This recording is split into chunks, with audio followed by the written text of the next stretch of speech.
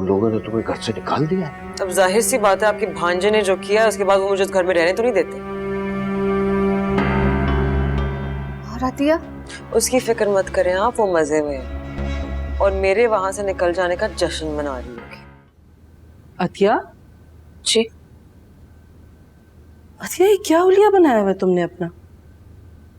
वो असल में मेरी तबीयत थोड़ी सी खराब है। तो तबीयत खराब होने का मतलब ये तो नहीं ना कि घर की मुलाजमा और घर की बड़ी बहू में कोई फर्क ही ना बचे। अपना लाइफस्टाइल बदलो अतिया। तुम्हें इस बात को समझना चाहिए कि औरत को ससुराल जाकर वहां के माहौल को अडॉप्ट करना चाहिए। कोशिश कर रही हूँ। क्या खाक कोशिश कर रही हूँ? तुम्हारा शौहर ही तुमसे खुश नहीं है। अतिया, समझदार औरत वो होती है जो अपने शौहर की पसंद के मुताबिक खुद को ढाल ले। जी देखो, मुलाजमों के साथ उठने बैठने या उनसे हमदर्दी करने पर ना ही मुझे एतराज है और ना ही साइम को, लेकिन मालिक और मुलाजिम का फर्क तो नजर आना चाहिए ना। ठीक कह रही हूँ। देखो, तुम्हारा काम साइम के जूते पॉलिश करवाना या उसके कपड़े प्रेस करना नहीं है, ना ही मेरे लिए चाय नाश्ता बनाना तुम्हारी जिम्मेदारी है। तुम वो चीजें क्यों करती हो जो साइम को अपसेट करती है? आइंदा ख्याल रखूंगी, लेकिन प्लीज आप साइम को जरा समझाएं कि जो कुछ नूर ने किया उसका मुझे इल्म नहीं था और ना ही मेरा कोई हाथ था उसमें। साइम ने कोई बात की तुमसे? बात ही तो नहीं कर रहे, वो नाराज है। ठीक है, मैं समझाऊंगी उसे। आप तो अच्छी तरह से जानती हैं कि मैं किस कदर चाह रही थी कि इमाम इस घर में आए। उसकी बात भी तय हो गई थी अरसम से। सही कह रही हो तुम। शायद मेरी गलती थी। मैं अगर अरसम को थोड़ा सा भी प्रेशराइज करती तो वो उस रिश्ते के लिए मान जाता, लेकिन बस मुझे तुमसे ये शिकायत है कि तुमने मुझे नूर के मिजाज के बारे में नहीं बताया और शायद साइम भी इसी वजह से तुमसे नाराज है।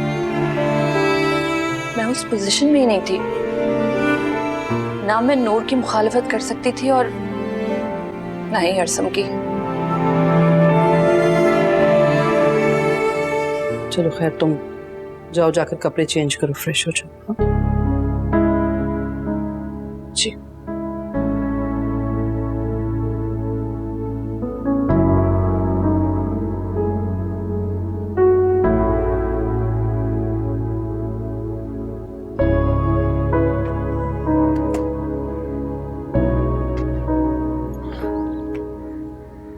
अम्मी, इतना कचरा निकल रहा है, आप कह रही थी कि आपने सफाई की है।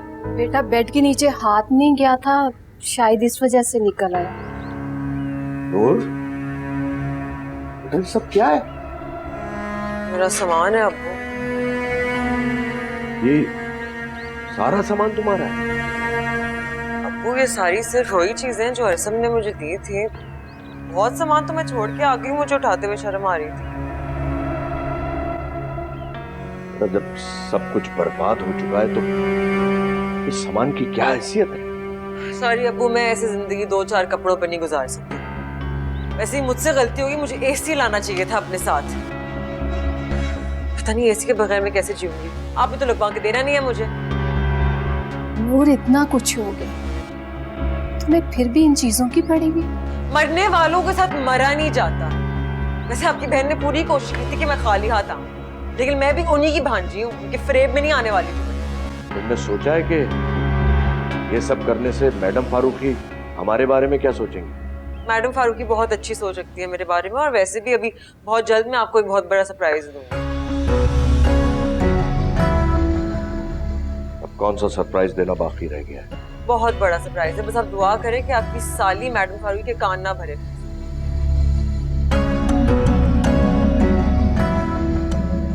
मैंने अपनी सारी ज्वेलरी बैंक में रखवा दिया, यहाँ पता नहीं कहाँ संभालती करती। चले अम्मी, साइड में हो।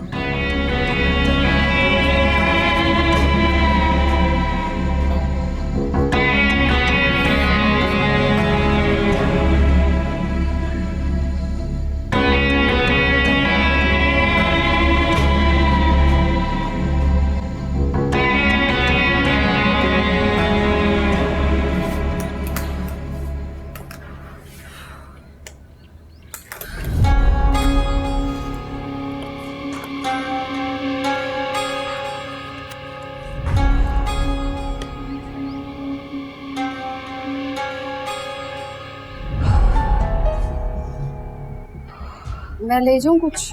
नहीं रहने दो।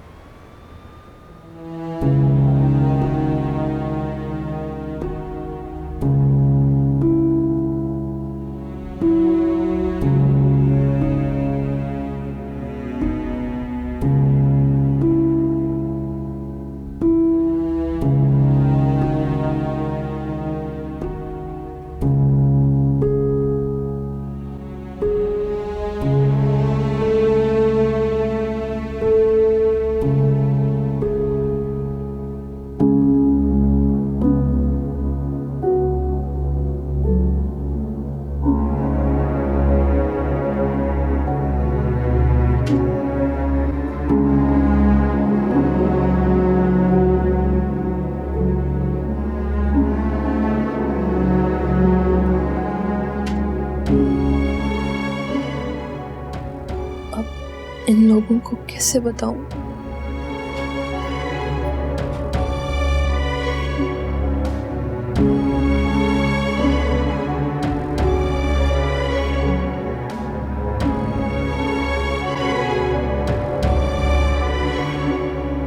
ये पहले से ही अरसम की डेथ और नूर की वजह से कम परेशान है, जो इनको एक और परेशान कर देने वाली खबर दे दूं। या अल्लाह, क्या करूं? कुछ समझ में नहीं आ रहा।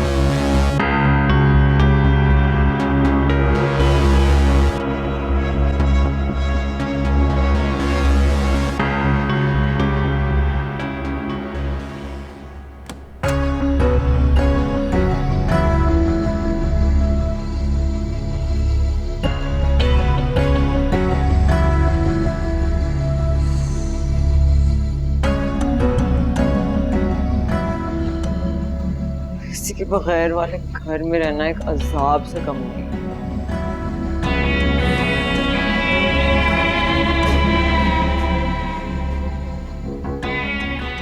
नूर बेटा, क्या बात है, अभी तक तुम सोई नहीं हो? एसी के बगैर कोई कैसे सो सकता है? बेटा हम भी तो सो रहे हैं, क्या हम इंसान नहीं हैं? अब इस बारे में कहूं क्या? बस हैरान ही हो सकती हूँ कि पता नहीं किस तरह आपने इस तवे जैसे घर में अपनी पूरी जिंदगी बगैर एसी गुजार दी है। मुझसे तो एक रात नहीं गुजारी जा रही।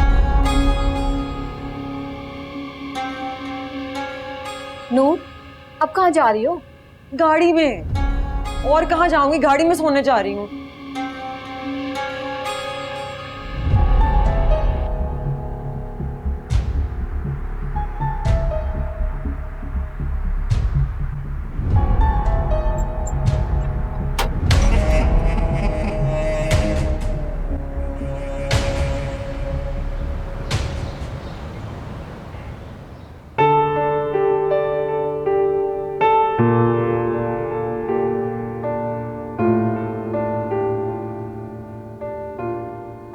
जिंदगी को ना बना ले वो सजा मेरे पास, हौसला देना उन्हें मेरे खुदा मेरे पास।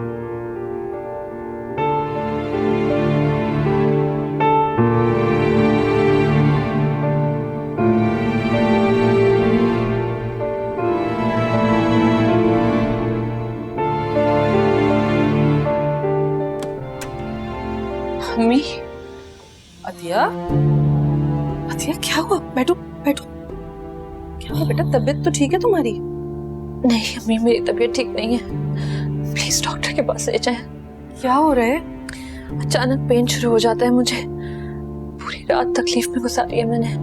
साइम को बताया था तुमने? सोए हुए थे, मैंने उठाना मुनासिब नहीं समझा। सुबह बता देती। न जाने कब मेरी आंख लग गई, वो मुझे उठाए बगैर ऑफिस चले गए। अभी बहुत ज्यादा पेन हो रहा है। डॉक्टर के पास भी गई थी, लेकिन उन्होंने जो मेडिसिन दी उसका असर ही नहीं हो। क्या आप मुझे डॉक्टर के पास लेकर जा सकती हैं? हाँ क्यों नहीं, चलो तो तुम्हारी डॉक्टर के पास चलते हैं। ये मैं एक पर्स लेके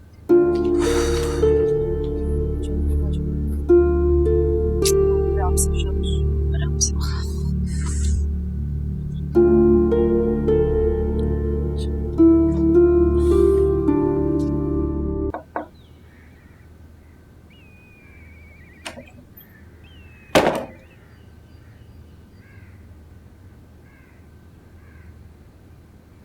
अस्सलाम वालेकुम। आप कब तक मुझसे नाराज रहेंगी? ईमा, आपको इस घर से गए हुए इतने दिन हो गए, तुमने एक बार भी पलट के उसका हाल नहीं पूछा। आपके भाई ने आपका हाल पूछा? भाई साहब बेटियों वाले, उनका दुख दर्द हमसे बहुत बड़ा है। मैं अरसम और उसके घर वालों को नूर की असलियत बताना चाहता था। इसका मतलब है तुमने इंतकाम लिया है? इंतकाम दोजख की आग होता है और दोजख में सबको जलना है, जिस तरह हम लोग जल रहे हैं, और तुम भी नहीं बचोगे उस आग से। आप मुझे बददुआ तो ना दें अम्मी। अब दुआएं तो सिर्फ दिल से इमाम के लिए निकलती है। इमाम इमाम इमाम, अब मैं क्या करूं इमाम का? एक बार कॉल करके उसे कहो कि मेरी तबीयत ठीक नहीं, फिर देखना किस तरह दौड़ी चली आती है। मैं उसे कॉल नहीं करूंगा अम्मी। तो फिर जाओ यहां से। आप मेरी बात सुने। मुझे मेरे हाल पर छोड़ दो, जाओ यहां से।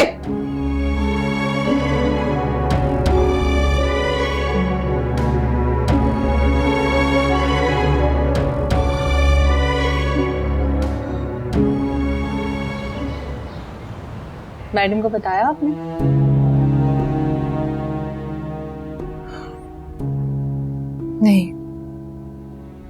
नहीं बता सकी। डॉक्टर मुझे बताएं क्या बात है, कोई सीरियस मामला है क्या? जी मैडम, निहायत ही सीरियस मामला है। आपको मेरी बात बहुत हौसले से सुनना होगी। आपकी बहू को कोई ऐसी चीज खिलाई या पिलाई गई है जिसके असरात अभी तक बाकी है। मैं हैरान हूँ, ये बच कैसे गई? जी तो अब क्या प्रॉब्लम है? हमें इनका ऑपरेशन करना होगा, वरना इन्हें कैंसर भी हो सकता है। तो कर दीजिए ऑपरेशन। हम हर तरह की मेडिसिन और ट्रीटमेंट अफोर्ड कर सकते हैं। आई नो, मगर उसके बाद जो होगा शायद वो आप अफोर्ड ना कर सकें। वो क्या? अतिया फिर कभी माँ नहीं बन सकेंगी।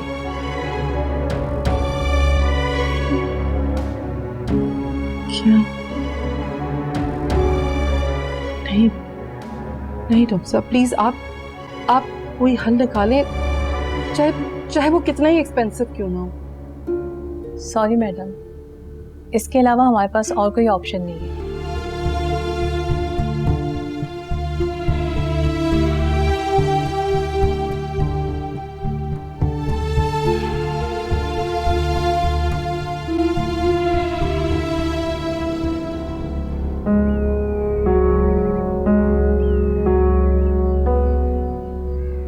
नूर बेटा, जीती रहो। नूर, रात में तुम कहीं बाहर गई थी? नहीं अब्बू, नहीं बेटा, मैंने तुम्हारी गाड़ी के स्टार्ट होने की आवाज सुनी थी। जी ओ, मैं गाड़ी में ही सो गई थी। क्या? गाड़ी में सोई थी? क्यों? अब्बू, कमरे में बहुत गर्मी थी तो मैंने गाड़ी में जाके डिसाइड किया कि एसी ऑन करके सो जाऊंगी। चलिए, आप कैसे रहते हैं यहाँ? नूर बेटा, क्या हो गया तुम्हें? भाई इसी घर में तुम छोटी सी बड़ी हुई हो, लगता है तुम्हारी आदत खराब हो गई। लेकिन बेटा अब तो यहीं रहना पड़ेगा तुम्हें। अब वो मुझसे नहीं हो।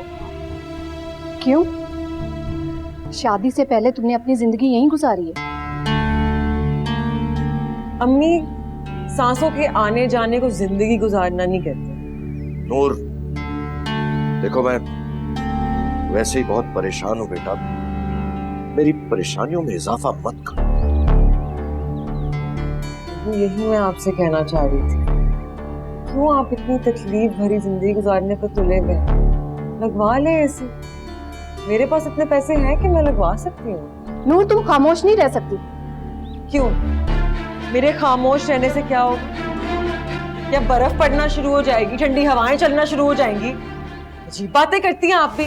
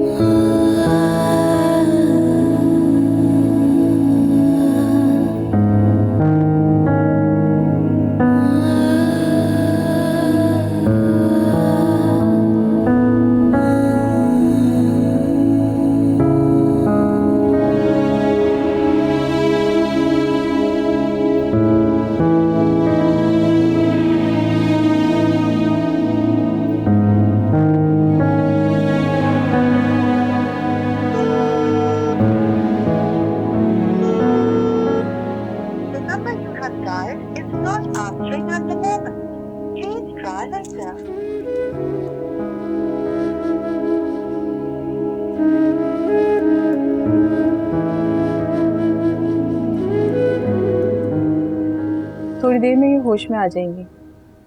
अल्हम्दुलिल्लाह ऑपरेशन में कोई पेचीदगी नहीं आई। इनकी जान बचाना ज़रूरी था, मगर अफसोस ये अब कभी माँ नहीं बन सकेंगी।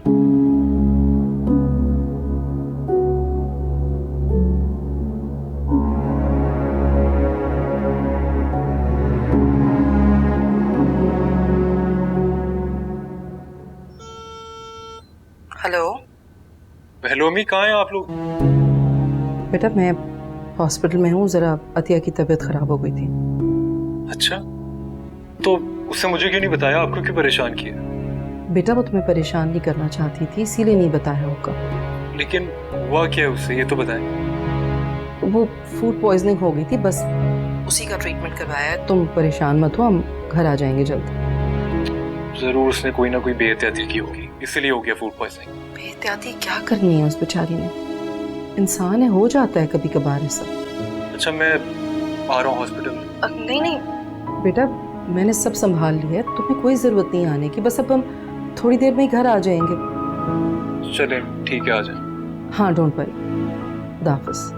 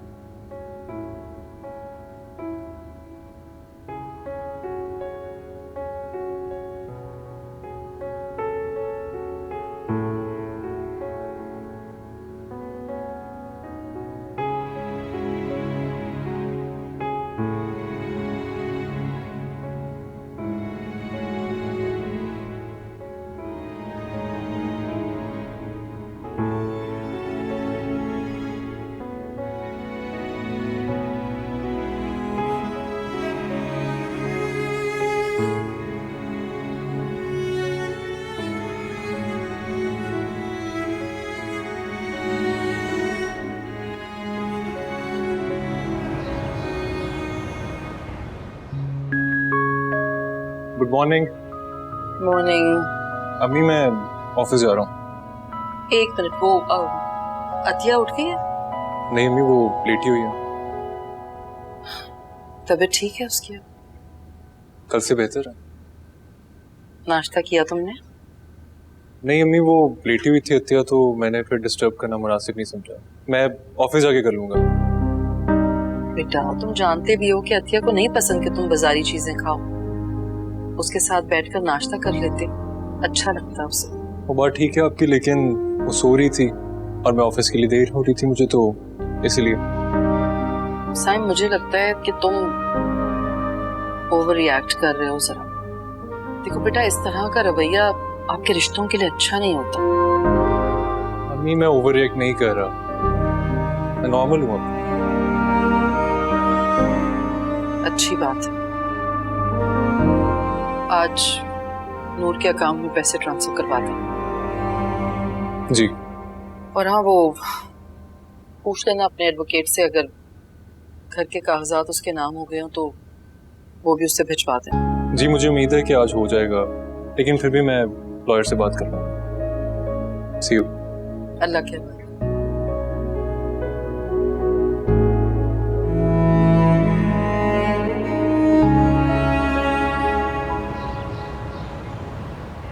हेलो अतिया, क्या हुआ?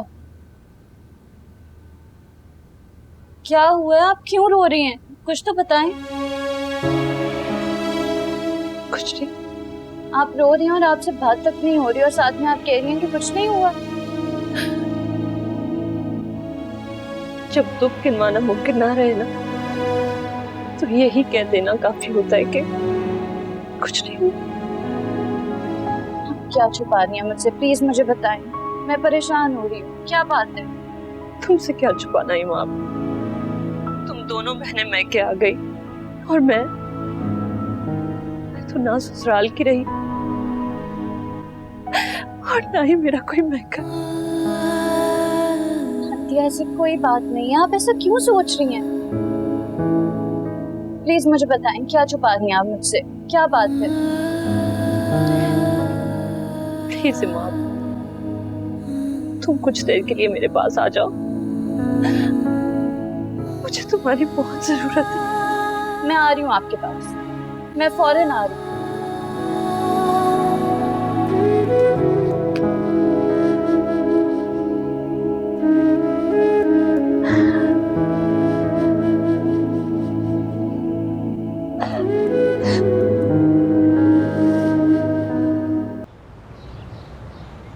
क्या आप सारी रात हॉस्पिटल में रही हैं? नहीं, रात को ही घर आ गए थे। हुआ क्या था? Food poisoning. नूर के जूस के असरात अभी भी नहीं गए। मामला ज्यादा सीरियस तो नहीं था ना? नहीं। पता नहीं मुझे क्यों आपकी बात पर यकीन नहीं आ रहा, वरना इतना रोने की जरूरत क्या थी? मेरी माँ ने तो कुछ दिन के लिए मेरे साथ घर चले, प्लीज। नहीं, वहां मजीद परेशानियां नहीं पैदा कर सकती। नूर बहुत आपे से बाहर हो गई है, अब्बू भी बहुत परेशान रहने लगे मुझसे। कि माँ, हो सके तो अपने घर को, अशरफ भाई को और अपने आप को नूर से दूर रखना, दूर रख के बचा लेना, वरना वो अपनी मनमानी की खातिर कहीं भी आग लगा सकती।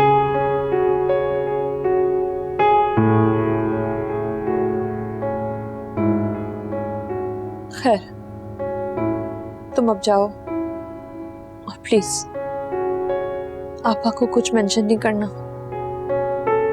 मैं बताऊंगी, मैं उन्हें बताऊंगी कि आप कितनी दुखी थी, लेकिन आपने मुझसे कुछ शेयर नहीं किया। शेयर करने के लिए कुछ नहीं बचा मेरे पास। तुम बस अब अपनी और जुनैद की परवाह करो, अपना करियर बनाओ। तुम एक शायरा हो, अपना नाम खुद बनाओ। मैंने बाकायदा एक पब्लिशर से बात की है। गुड।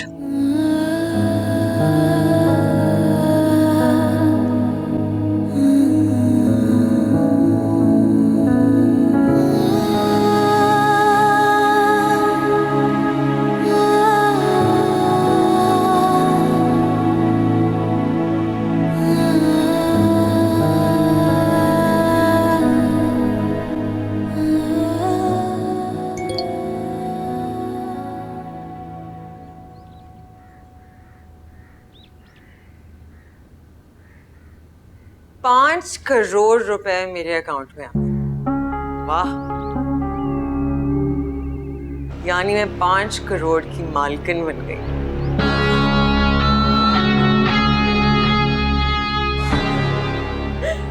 अरे नूर बेटा, क्या बात है, इतनी खुश नजर आ रही हो? आपको बताया तो आपसे बर्दाश्त नहीं। तुम्हारा बेवा होना बर्दाश्त कर लिया, तुम्हारी खुशी बर्दाश्त नहीं कर सकूंगी। जब इंसान को गुर्बत और बेबसी की दहलीज पे रहने की आदत हो जाए ना, तो धक्कों की भी आदत हो जाती है। गम, तकलीफ, ये सब कुछ तो बर्दाश्त कर लेता है, मगर खुशी उससे बर्दाश्त नहीं होती। नूर, बात क्या है ये तो बताओ मुझे। मैडम फारूकी ने मेरे अकाउंट में 5 करोड़ रुपए भेज दिए।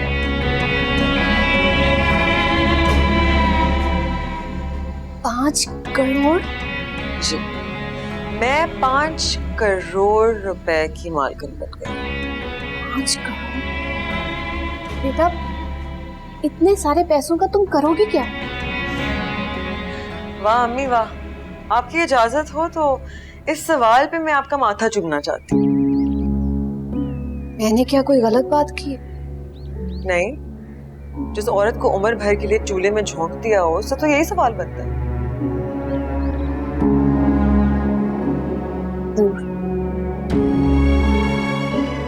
तुम्हारा घर नहीं रहा, घर वाला नहीं रहा, फिर इतनी ज्यादा दौलत का क्या फायदा? बेटा होश करो। पैसों से सब कुछ खरीदा जा सकता है, डोंट वरी। अस्सलाम वालेकुम अब्बू। वालेकुम सलाम। नूर बेटा, ये कोई आदमी तुम्हारे नाम का लिफाफा दे गया है। ये क्या है?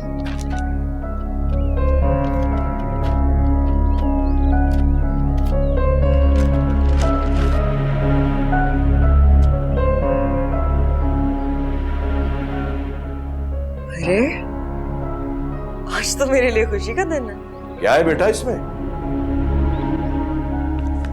मेरी एक और ख्वाहिश हसरत बनने से बच गई। तुम्हारी तो हजारों ख्वाहिशें, सीधी तरह बताओ कि ये क्या है? मैडम ने मेरे नाम एक फ्लैट किया। फ्लैट?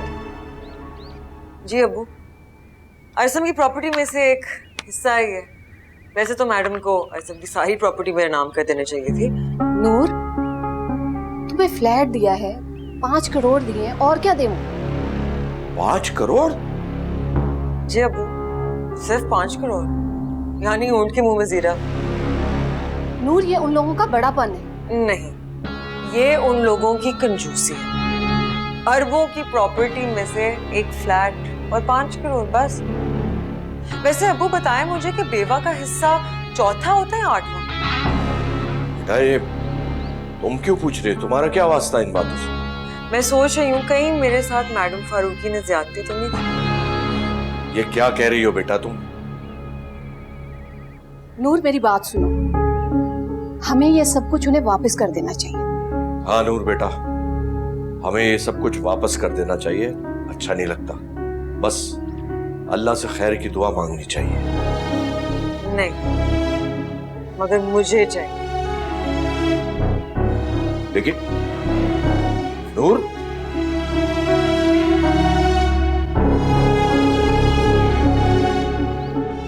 इस कदर लालची है औरत, बेवा होकर भी इतनी खुश है। वो सिर्फ यहां दौलत के लिए आई थी, अरसम से मोहब्बत नहीं थी उसे।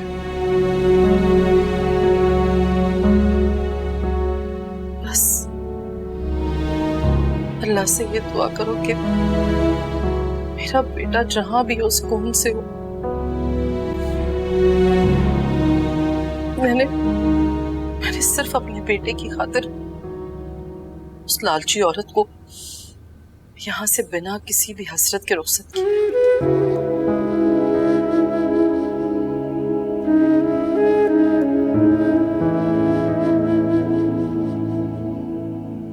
साईं, बेटा हो सके तो अतिया का बहुत ख्याल रखा करो, वो बहुत हसास है और उसकी मोहब्बत बेलौस है।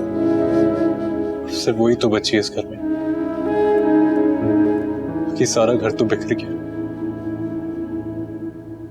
अब जो कुछ बचा है ना, तुम्हें उसे बिखरने से बचाना है। जी अम्मी। पता नहीं नूर ने अतिया को जूस में मिलाकर क्या पिलाया था कि उससे उसकी सेहत पर बहुत बुरे असरात हुए थे। जी। और डॉक्टर के कहने पर उसका ऑपरेशन करवाना पड़ा था। ऑपरेशन?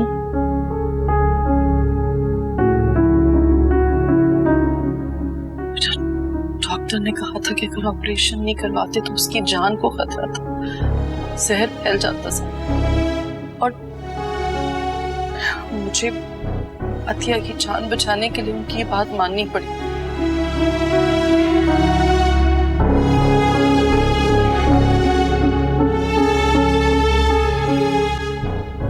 अतिया की जान तो बच गई, लेकिन अब उस सारी जिंदगी मां नहीं बन सकेगी।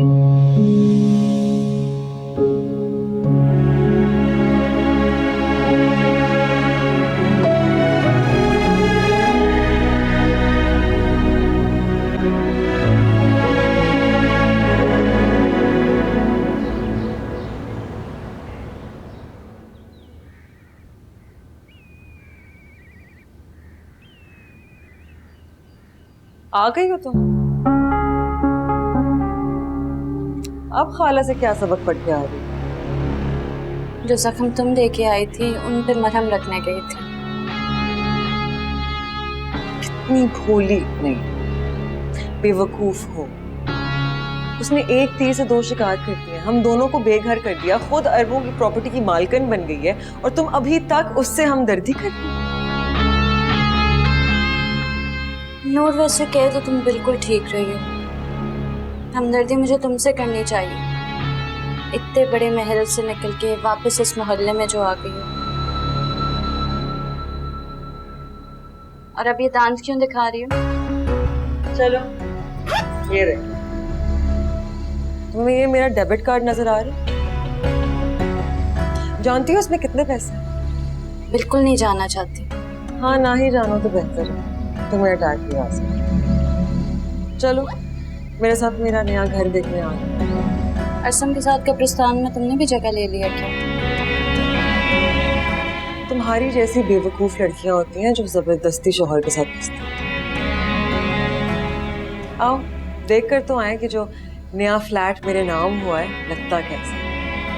नूर बिल्कुल शौक नहीं है मुझे।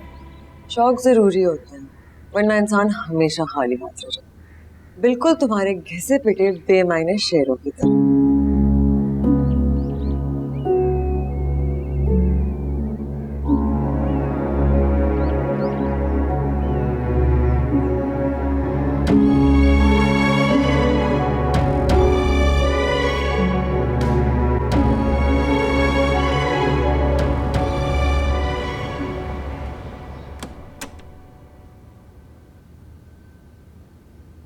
अस्सलाम वालेकुम।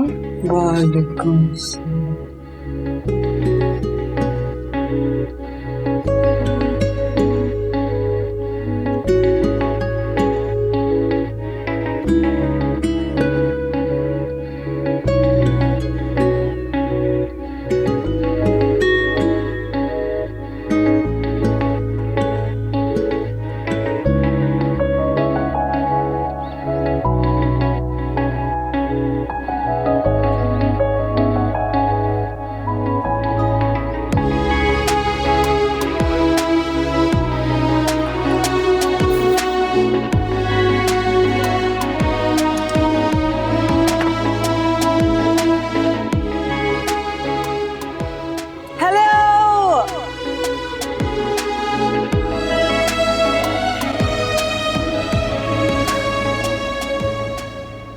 मुझे लगा था कि असम की डेथ के बाद मुझे कभी जिंदगी में खुशी नहीं मिली। नितिन ने। मैं जीऊंगी, सुना, मैं जीऊंगी।